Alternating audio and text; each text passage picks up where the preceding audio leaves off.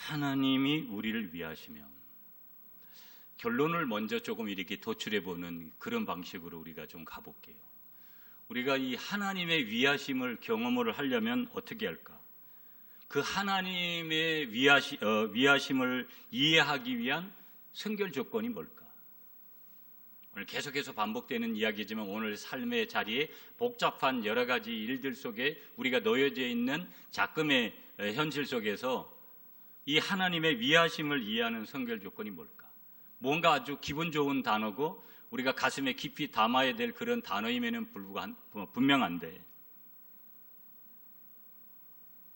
이 하나님의 위하심을 이해하는 선결 조건을 두 가지로 좀 제시하고 싶은데, 먼저는 첫 번째가 뭐냐? 하나님의 관점이 되지 않고서는 하나님의 위하심을 이해할 수 없다라는 거. 하나님의 위하심에는 십자가가 있고, 오늘 우리 장로님도 기도하시지만 반드시 오늘 지금 우리가 당하는 문제들이 여러 가지 있잖아요. 그러나 우리 하나님은 그저 우리가 늘 여러 번 말씀드렸듯이 터널은 길든지 짧든지 반드시 끝나는 지점이 나오듯이, 제 고향에 이번에 가지를 못했는데 꼭 이번은 좀 특별한 시간을 가지고 싶었는데 장마 때문에 여러 가지 상황들이 제가 고향에 가지를 못하도록 그렇게 만드는 요건 때문에 가지를 못했어요. 서해안은 리아스식 해안이라고 해서 여러분 갯벌에 이제 썰물과 밀물이 6시간마다 이렇게 교차해서 이렇게 들어오는 거예요. 그러면 썰물 때가 되면 수십 킬로씩 이렇게 걸어서 그 갯벌을 갖다가 걸어가지고, 옛날에 어릴 때는 갯벌이 굉장히 이렇게 빠지기 많이 하고, 그런데 요즘은 모래들이 섞여가지고 일반 경운기도 다니고 트랙터도 다니고 그래서 그렇게 다니지만, 옛날에 이 수십 킬로를 어린 나이에 다닐 때는 그렇게 멀게 느껴지는 그런 거리예요. 그래도 거기에 가서 조개를 잡고 물고기를 잡고 그런 시절들이 있었어요. 우리가 동해안은 융기해안이라 그래가지고 서해안은 그렇게 길게 나갈 수 있지만 동해안은 바로 융기해안이 돼가지고 바로 급속도로 이렇게 깊은 물줄기를 이렇게 형성을 하고, 여러분들도 다 아시겠지만 서해안은 조금 지저분하고 물이 갯벌하고 섞이고 그래서 동해안은 이렇게 맑고 그렇지요 보면. 그럼에도 불구하고 수십 킬로 끝에는 반드시 뭐가 있느냐? 바닷물이, 물가가 반드시 나오게끔 돼 있어요. 이 인생의 이치라는 것이죠 보면. 그러면 우리가 이 모호한 여러 가지 장황한 인생의 삶의 현장에서 하나님의 그 위하심을 이해하는 선결 조건은 하나님의 관점이다. 아브라함이 예수 늦게 믿었습니다. 여러분, 하나님 늦게 믿었어요. 그것도 자기가 믿고 싶어서 믿은 것도 아니고 하나님의 전적인 은혜도. 아브라함만 그랬느냐? 저와 여러분들이 그랬고 이 땅에 크리스찬으로 살아가는 모든 역사의 모든 그런 인물들 다 그랬죠. 아브라함은 관점이 바뀐 사람이에요. 물론 관점이 100% 완벽하게 바뀌느냐? 그런 사람 세상에 없습니다. 그러나 그냥 단순하게 보면 아브라함은 하나님의 관점으로 살려고 했던 사람이다 하는 것을 우리는, 그래서 그는 믿음의 조상이 하나님으로부터 선물로 받아서 되어지는 것들을 우리가 이제 보게 되어지는 것이죠. 아브라함만 그러느냐? 그 아브라함의 후손들 다 마찬가지죠. 이삭도 그랬고 야곱도 그랬고 요셉도 그랬고 다윗도 그랬고 사도 바울도 그랬고. 그러니까 이 하나님의 위하심을 누가 더 경험하는 것이냐? 세상에서는 좋은 학벌 가지고 좋은 능력 가지고 뭐 돈도 있고 이런 사람들이 가지는 것 같이 이야기를 하지만, 성경은 하나님의 위하심을 경험하는 사람은 하나님의 위하심을 우리가 경험하는 조건을 그렇게 말씀하시지 않았어요. 하나님의 관점을 가진 사람이다. 야곱을 보면 여러분 창세기 28장에서 베델에서 하나님을 만나잖아요. 거기서부터 이 야곱이 얼마나 자기 형의 발꿈치를 잡은 자니까 얼마나 야비하고 머리 돌리기를 좋아하고 꾀를 좋아하는 사람이에요. 자기 계산이 큰 사람이고. 그런데 하나님의 관점으로 하나님의 그 위하심을 경험하기 시작하는 그 시점이 어디부터냐면 어떻게 보면 베델이에요. 창세기 28장. 그러면서 끊임없이 야곱은 그 하나님의 위하심을 경험하는 영적인 사람으로, 하나님의 관점이 바뀐 사람으로 계속해서 이제 바뀌어져 가는 것들을 우리가 성경을 통해서 보죠. 교회사의 교부 중에 유명한 한 분이 어거스틴이에요. 아우구스티누스라 그러는데, 여러분 이 어거스틴은요 이 구절을 갖다가 오늘 말씀하시는 이 구절이죠. 28절이죠. 바로 이 구절을 인용을 하면서 어거스틴은 삼일체 교리의 중요한 증거가 바로 이 구절이다. 그렇게 봤어요. 하나님은 사랑이시다. 이 전제를 담으면서 사랑이 뭐냐? 하나님의 근본이다. 근본. 모든 것을 포용할 수 있는 완벽함이 왜 하나님으로부터 오는 것이냐? 근본 자체가 사랑이시기 때문에.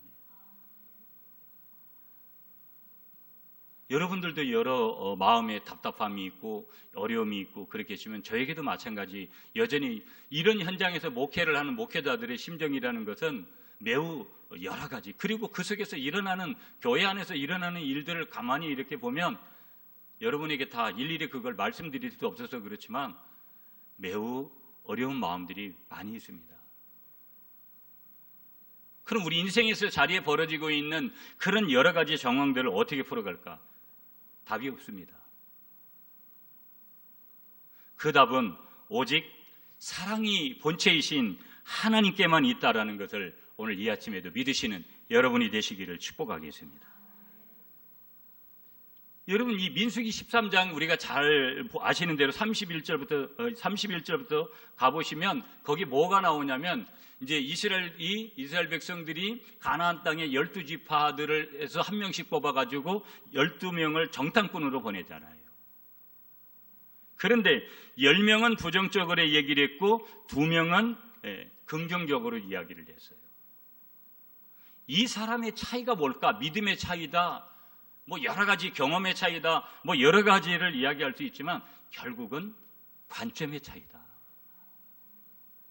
10명의 부정적으로 이야기를 했던 사람들은 하나님의 크기보다는 어떤 관점으로 보느냐? 문제의 크기를 더 확대해서 해석한 거예요.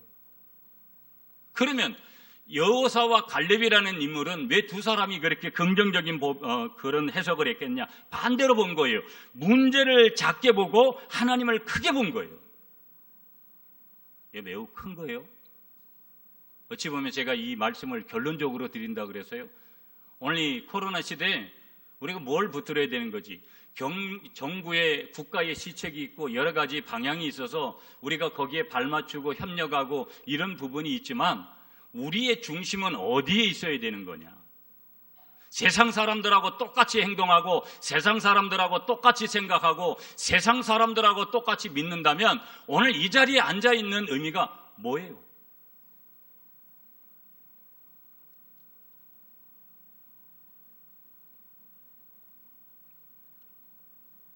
하나님의 관점. 이게 하나님의 위하심을 이해하는 선결 조건이고요. 두 번째 조건을 좀 제시해 보면은 그건 당연히 하나님의 사랑이죠. 하나님의 사랑. 그 하나님의 위하심을 경험할 수 있는 것은 하나님의 사랑인데 우리는 이 아침에 이런 질문을 해볼 필요가 있어요. 나는 진정한 하나님의 사랑을 알고 있는가? 믿는가?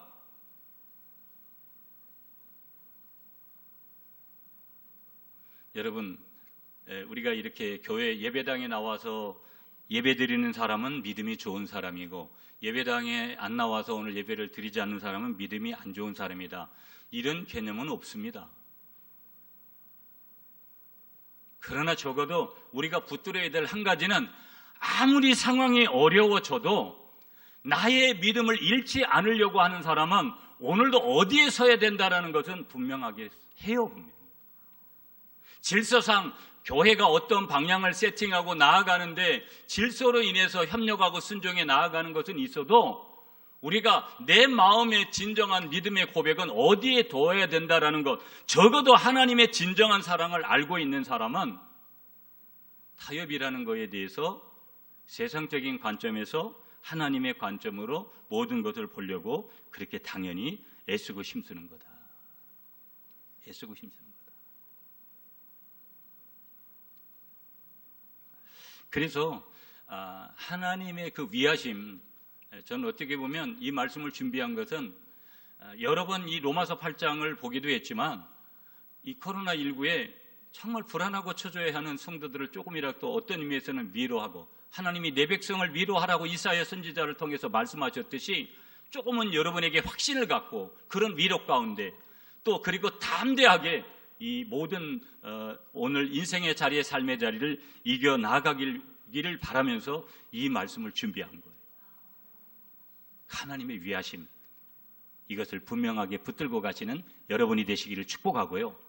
그것을 위해서 이 조건을 충족하기 위해서 하나님의 관점과 하나님의 사랑을 내 심장에 담아 넣으시는 여러분이 되시기를 간절히 축복하겠습니다. 자, 오늘 28절 말씀 여러분 읽지 않았어요? 우리는 31절부터 읽었으니까 28절 말씀 우리 다 같이 읽을게요. 시작. 우리가 알거니와 하나님을 사랑하는 자고 그의 뜻대로 부르심을 입은 자들에게는 모든 것이 합력하여 선을 이루느니라. 아멘. 자, 여기 이렇게 말씀하시는데 우리가 고통 중에 있든지 고난 중에 있든지 어떤 역경 중에서도 하나님 안에서 내 인생의 선이 이루어진다는 사실을 나는 알고 있다고 그렇게 우리가 말을 표현한다면 여기 하나님이 내 안에서 이루시기를 원하시는 도대체 선이 뭘까? 합력하여 선을 이루는 선이 도대체 뭘까? 우리 이렇게 생각할 거예요. 하나님을 믿으면 잘 된다고 하더라. 그래서 병이 있는 사람은 병이 치유되고 문제가 있는 사람은 문제가 해결되고 가정에 문제가 있으면 가정의 문제가 해결되고 직장의 문제 여러 가지 늘 마음이 기쁘고 늘 마음이 좋고 늘 마음이 행복하고 이렇게 되는 거구나. 고난이라는 단어와 환난이라는 단어와 기독교는 별개구나. 많은 사람들은 그렇게 교회를 소개받고 또 예수님을 소개받고 복음을 어찌 보면 단순하게 소개받는 사람들은 그렇게 인식을 하고 와요. 그러면 여기서 선이 뭐냐? 고난이 떠나는 것이고 내 환경이 아름답게 펼쳐지는 것을 믿는 것도 우리들에게 귀한 믿음이죠. 그 서비스, 그 축복을 하나님께서 우리에게 주시죠, 당연히. 그것이 물질적이든 기복적이든 하나님께서 우리에게 분명히 주시는데 29절을 우리가 다시 한번 보겠습니다. 여러분 그 다음 절 29절 시작. 하나님이 미리 아신 자들을 또한 그 아들의 형상을 본받게 하기 위하여 미리 정하셨으니 이는 그로 많은 형제 중에서 맏아들이 되게 하려 하심이니라. 29절을 보면 한마디로 그 선을 뭐라고 얘기를 하냐? 하나님 아들 예수 그리스도의 형상을 본받는 것이다. 아이고 어찌 보면 뭐 그렇게 흥미진진하게 느껴지지 않을 수 있는 육의 접근을 많이 하는 사람들은 그렇게 느낄 수도 있는 것이죠. 아하, 여기서 말하고 있는 그 선이라는 것이 하나님의 아들 예수 그리스도의 형상을 본받는 것, 그리스도의 장성한 분량에까지 이르는 것이구나. 그걸 얘기한, 다른 말로 하면 예수님을 닮는 것을 얘기하는 거구나. 우리에게 있어서 선한 것이 뭘까? 예수님 닮은 거예요.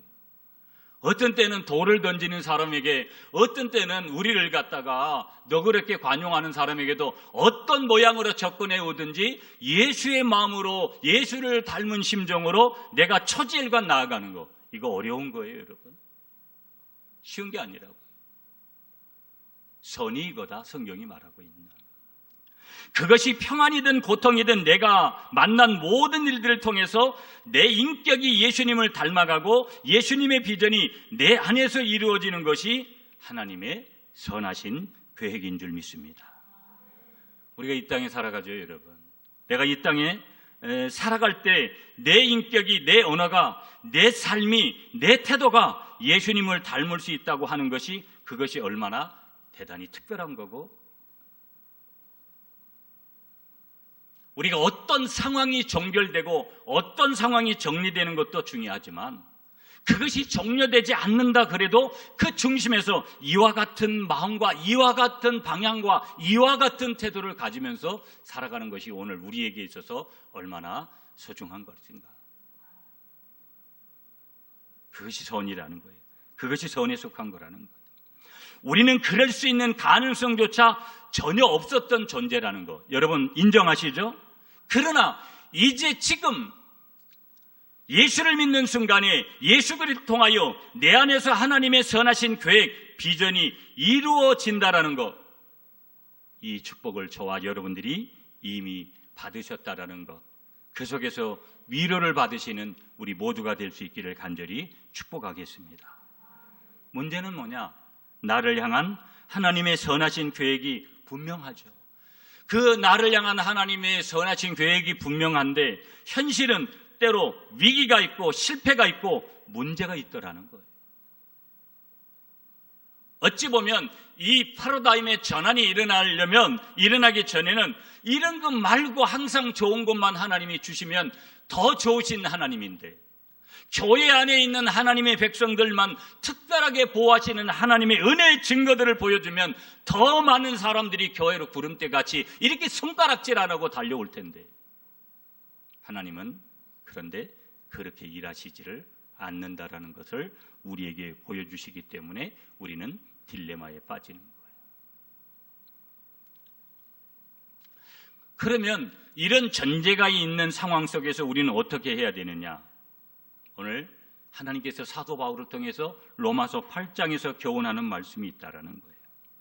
문제의 수렁에 빠져 허우적거리지 말아야 된다. 한국교회가 어려운 것은 뭘까요, 여러분? 지금 세상이 손가락질하는 거요? 정부가 교회를 함부로 보는 거요? 교회의 제일 문제는 그리스도를 바르게 고백하지 못한다라는 거예요.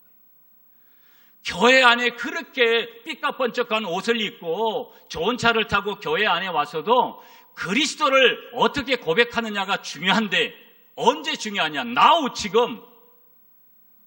더더군다나 상황이 좋지 않은 이 속에서 그 고백이 중요한데, 한국교회 문제는 다른 문제가 아니라 상황에서 우리에게 오는 그런 찔림이 아니라 우리 안에서 오는 그런 분명한 찔림이 있어야 되는데, 그런 찔림이 없다라는 거예요. 약하다라는 거예요. 이런 속에서도 주님의 음성을 들으려 하지 않고, 이런 속에서도 자기의 여전히 소견대로, 자기의 생각대로. 죄송하지만 우리 교회 안에도 굉장히 많습니다. 중직자들부터 시작해서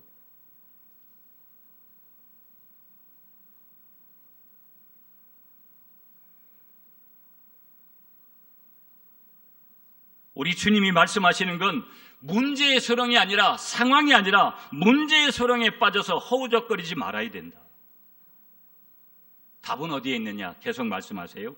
26절, 오늘 본문으로 읽지는 않았어요. 여러분 26절도 다 같이 읽을게요. 시작. 이와 같이 성령도 우리의 연약함을 도우시나니 우리는 마땅히 기도할 바를 알지 못하나 오직 성령이 말할 수 없는 탄식으로 우리를 위하여 친히 간구하시느니라. 답을 뭐라고 말씀하시는 거예요? 성령의 도우심을 받아라. 아멘이십니까? 머리로 계산하고 인간적으로 판단하고 행동하고 그렇게 하지 말라라는 거예요. 우리가 알거니와 하나님을 사랑하는 자 곧 그의 뜻대로 부르심을 입은 자들에게는 모든 것이 합력하여 선을 이루느니라. 28절 말씀이에요. 하나님이 우리 편에 계시면, 아니 내가 하나님의 편에 서 있기만 하면 하나님의 선하신 계획은 반드시 이루어지는 것을 믿으시는 저와 여러분들이 되시기를 간절히 축복하겠습니다. 하나님이 우리를 위하시면, 피세르라는 이 헬라어 단어를 썼는데요, 이 원어의 뜻이 뭐냐면 무엇을 위하다, 무엇을 대신하여, 무엇 때문에, 무엇 위에. 그러면 여기서 하나님이 우리를 위하신다. 우리는 하나님의 백성인데 여기서 말씀하고 있는 그 하나님의 위하심이라는 뭐예요? 우리를 위하여, 하나님의 자녀를 위하여, 나를 위하여. 우리 주님께서 어려운 모든 것들, 좋은 것은 나에게 주고 좋지 않은 모든 상황들은 나를 위하여, 나를 대신해요. 나 때문에, 내 위에 우리 주님께서 이 하나님의 보호하심에 절대적인, 위하심의 절대적인 두 팔을 벌리셔서 지금도 저와 여러분들을 위하시고 계시고 보호하고 계신다라는 것을 믿으시는 여러분이 되시기를 축복합니다. 바울은요 5가지 질문을 해요. 오늘 여기에서 본문에서 오늘 31절부터 39절에서 자, 하나님이 우리를 위하시면 우리에게 어떤 일이 일어나느냐 볼래? 보시겠습니까? 그러면서 질문 5개를 던져요. 첫 번째 질문 31절이에요. 여러분 31절 말씀 여러분이 한번 읽어주세요. 시작.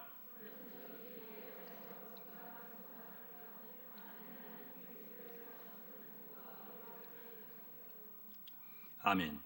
자, 만일 하나님이 우리를 위하시면 누가 우리를 대적하리요? 바울이 이렇게 첫 번째 질문이에요. 한번 따라 하시겠습니다, 여러분. 나를 이기는 자 아무도 없다. 여러분, 일반적인 논리에서는 이건 아주 교만이에요. 그러나 우리가 주 안에 있을 때는 믿음의 선포입니다. 나를 이기는 자 아무도 없다. 여러분들도 다 보셨겠지만 우리 교계 지도자들하고 대통령하고 만나서 무슨 간담회를 했나 봐요. 그런데 이런 기사가 실렸더라고요.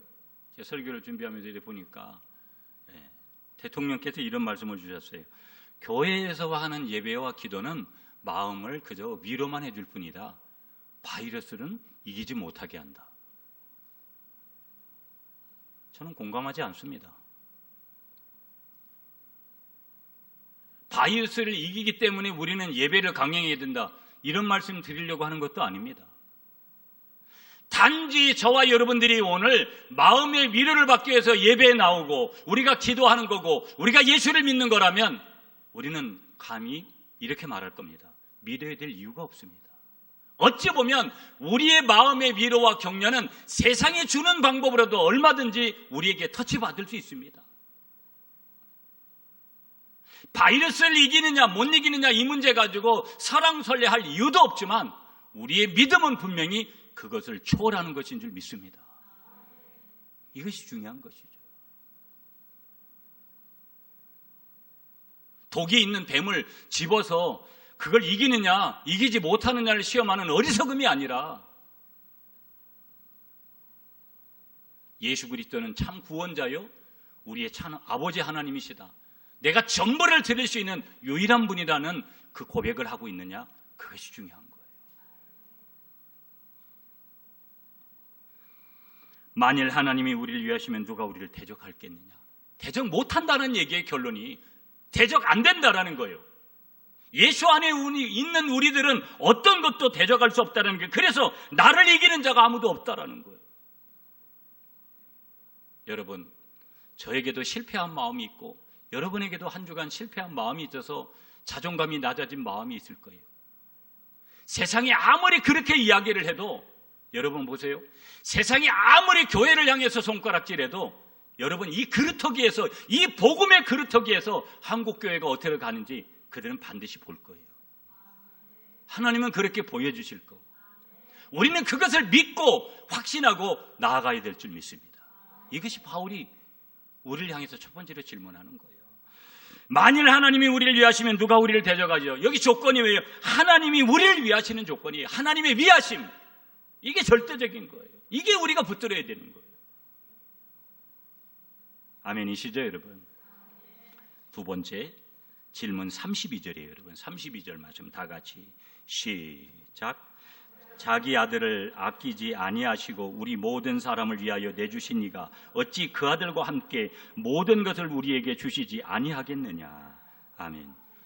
두 번째 질문, 여기에 대한 답 우리 선포하겠습니다. 우리 한번 따라하세요. 모든 것을 우리에게 주신다. 32절과 뭐 동일할 수 있는 거예요. 동일선상에 있는 건데 모든 것을 우리에게 주신다. 자기 아들을 아끼지 아니하시고 우리 모든 사람을 위하여 내주신 이가 어찌 그 아들과 함께 모든 것을 우리에게 주시지 아니하겠느냐. 어떤 것은 주고 어떤 것은 주시지 않는다. 그런 거 아니라는 거예요. 하나님이 우리를 보호하신다. 하나님이 우리를 위로하신다. 하나님이 우리를 인도하신다. 그분께서 독생자를 보내셔서 우리를 살려주신 줄 믿습니다. 내가 얼마나 소중한 존재인가.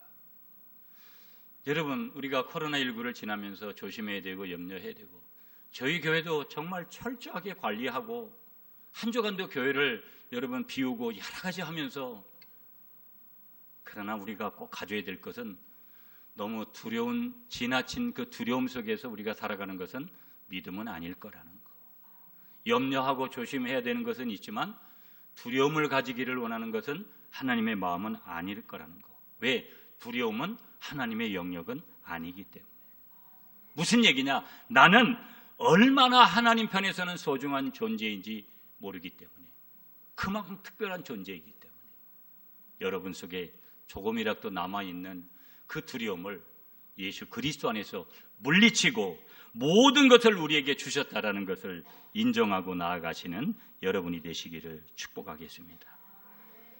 여러분, 다 우리가 자녀들을 키우면서, 저도 이제 애들 셋을 키우면서 저는 별로 한 게 없어요. 저희 집 사람이 대부분 했는데, 그래도 우리 자녀들이 병들어 신음할 때 내가 대신 아파주고 싶은 마음이 아버지의 마음이고 또 부모의 마음이 아니겠어요. 자식이 죽어가고 있을 때 내가 대신 죽어줄 수만 있다면 하는 그것이 부모의 마음이 아니겠다라는 거예요. 이 세상에 아무리 중요한 일이 있다 할지라도 내 자식을 죽여서까지라도 나는 그 일을 이루고 싶다라는 이런 부모 없다라는 거예요. 하나님은 인간의 몸을 입고 오셔서 성육신 인카나이션 하셔서 우리를 사랑하시는 증거를 십자가에서 보여주신 줄 믿습니다. 그 사랑. 세 번째 질문 33절이에요, 여러분. 33절 다 같이 시작. 누가 능히 하나님께서 택하신 자들을 고발하리요 의롭다 하신 이는 하나님이시니. 아멘. 누가 능히 하나님께서 택하신 자들을 고발하리요. 여러분, 법정 용어를 썼어요.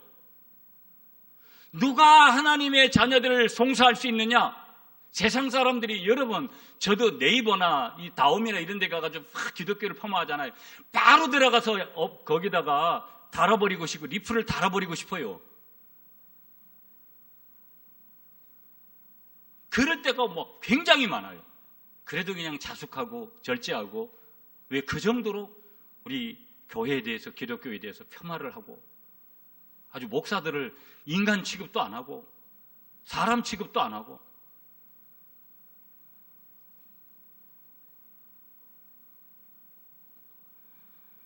택하신 자들을 누가 고발할 거냐? 고발할 수 없다는 선언이에요. 완료예요, 완료. 의롭다 하시는 이는 하나님이시니. 한번 따라하겠습니다, 여러분. 택하심의 은혜를 고백하라. 이 택하심의 은혜를 고백해야 돼요. 저는 요즘도 계속해서 그런 질문이에요. 내가 하나님 앞에서 서 있는 목사이기 전에 한 신앙인인가? 여러 가지 저에게도 여러 가지 들려오는 그 매스컴 속에서 들려오는 상황들을 조금 더 팩트가 뭐냐? 그 사실에 근거한 것들을 좀 이렇게 보려고 하면서도 그 관점에서는 해석하기가 어려워요. 하나님의 택하심, 하나님의 위하심, 하나님의 보호하심, 그 속에 있다라는 것을 고백하시는 여러분이 되시기를 간절히 축복하겠습니다. 아멘이시죠? 네 번째 질문 34절이에요, 여러분. 34절 말씀 시작. 누가 정죄하리요? 죽으실 뿐 아니라 다시 살아나신 이는 그리스도 예수시니 그는 하나님 우편에 계신 자요 우리를 위하여 간구하시는 자니라. 아멘.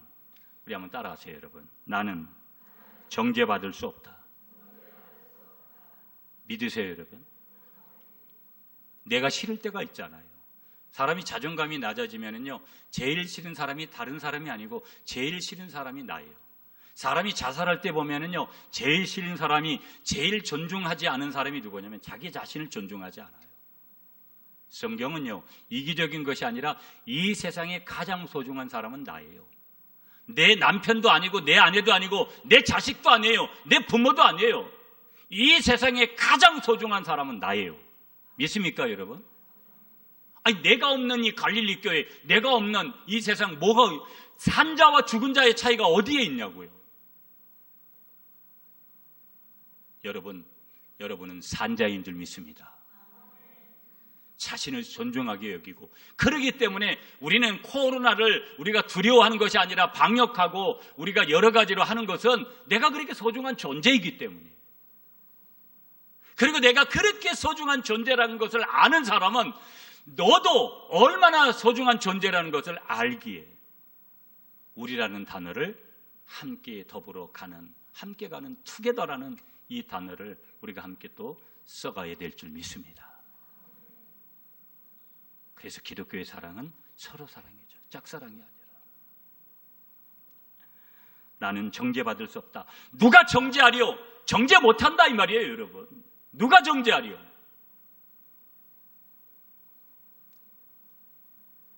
한국교회가 오늘 어떻게 이 자리까지 왔는데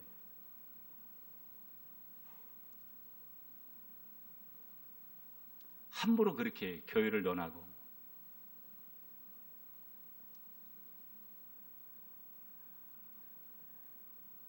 죽으실 뿐 아니라 다시 살아나신 이는 그리스도 예수시니 그는 하나님 우편에 계신 자요 우리를 위하여 간구하시는 자이시니라.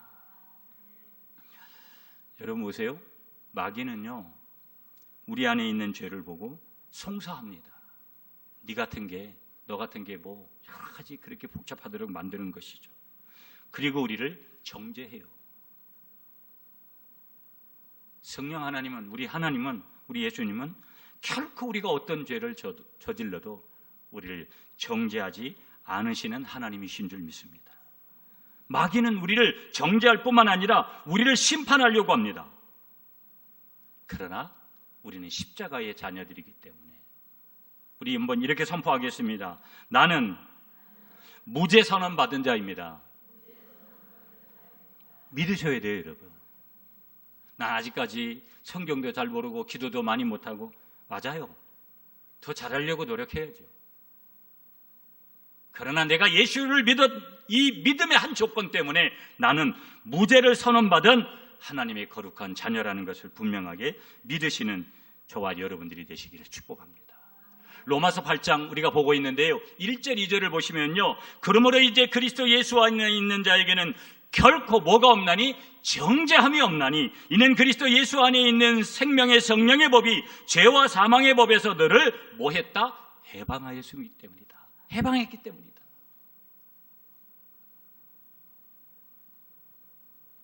많은 사람들이 세상에 교회를 지탄하고 여러 가지 그러니까 교회가 그런 곳인 줄을 누가 착각을 하냐면 교회 안에 있는 사람들이 착각을 하는 거예요.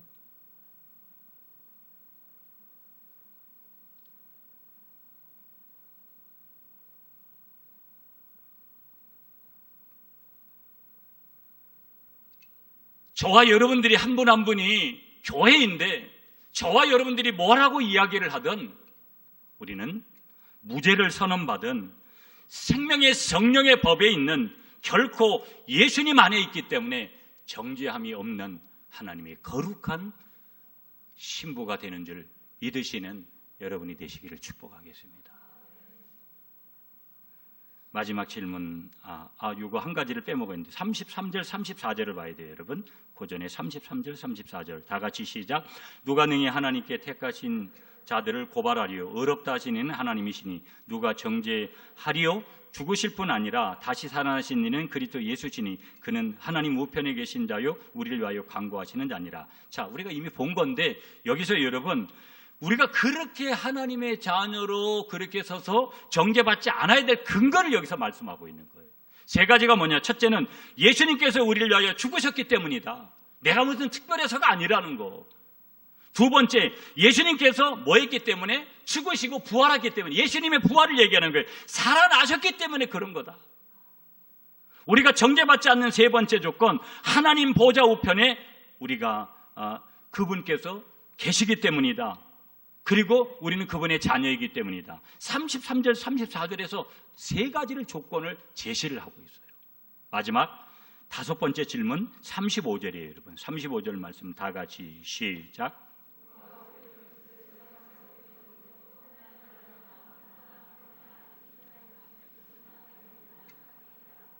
아멘. 너무 귀한 말씀이죠. 여러분, 이렇게 선포하겠습니다. 십자가 사랑만이 참 사랑이다. 믿으시죠, 여러분? 여러분, 누가 우리를 그리스도의 사랑에서 끊으리요? 적어도 하나님이 이런 은혜를 우리에게 지속적으로 주시는데 내가 드려야 될 것은 내가 그 하나님의 사랑, 그리스도의 사랑을 믿는 믿음만 있다면 순간은 인간적인 행동을 하고 인간적인 생각을 하고 인간적인 마음을 품을 수는 있죠. 그렇지만 누가 우리를 그 그리스도의 사랑에서, 십자가의 사랑에서, 그리스도의 사랑 십자가의 사랑인데 그 사랑에서 끊을 수 있냐? 무슨 얘기예요? 못 끊는다는 거예요. 세상이 아무리 손가락질하고 교회를 향해서 그래도 그 복음의 그릇터기, 십자가의 그릇터기에서는 놀라운 그 새싹들이 돋아나게 돼 있다라는 거예요. 이것을 안다면 우리가 잠시는 걱정하고 염려하고 두려워해도 지속적으로 그런 마음을 가지겠어요? 우리에게 힘이 어디로 오는 거예요? 어디로부터 오는 거예요? 하늘에 계신 하나님으로부터, 십자가로부터 우리에게 주어지는 줄 믿습니다. 이걸 붙들고 살아야 되죠. 아멘이십니까, 여러분? 이 믿음을 붙들고 살아야 되고, 이 그리스도의 십자가의 사랑을 붙들고 이 코로나19를 극복해 가야 될 줄 믿습니다. 환난을 당할 수 있다. 그러나 하나님의 사랑이 우리를 끊을 수 없다. 핍박도 있을 수 있다. 염려도 있다. 걱정도 있다. 누가 우리를 끊으리요? 끊을 수 없다. 여기 여러분, 그리스도의 사랑이란 말이 나오고, 여러분 마지막 39절 읽을게요. 39절 말씀 시작. 높음이나 깊음이나 다른 어떤 피조물이라도 우리를 우리 주 그리스도 예수 안에 있는 하나님의 사랑에서 끊을 수 없으리라. 아멘. 그리스도의 사랑, 하나님의 사랑이라는 것, 그 하나님의 사랑에서 끊을 수 없다. 네버, 결코, 절대. 결론 드릴게요, 여러분. 37절 우리 마지막으로 시작. 그러나 이 모든 일에 우리를 사랑하시는 이로 말미암아 우리가 넉넉히 이기느니라. 아멘. 우리가 어떻게 이긴다고요? 넉넉히 이기느니라. 헬라어 단어의 뜻은요, 가장 영광스러운 승리를 거둔다라는 거예요.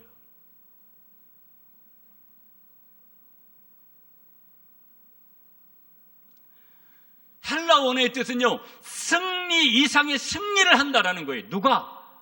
예수 그리스도 안에 있는 하나님의 자녀들이, 저와 여러분들이.